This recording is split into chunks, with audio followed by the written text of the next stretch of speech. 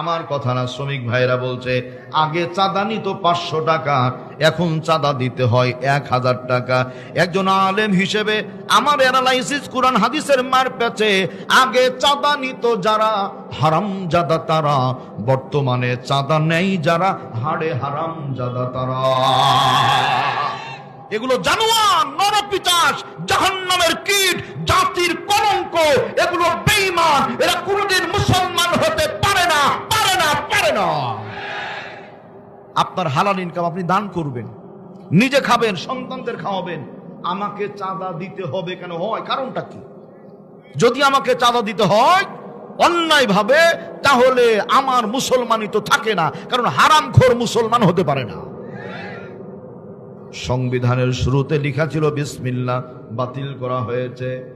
সংবিধানের মধ্যে লেখা ছিল আল্লাহর উপর অবিচল আস্থা বিশ্বাস রাখতে হবে, বাতিল করা হয়েছে।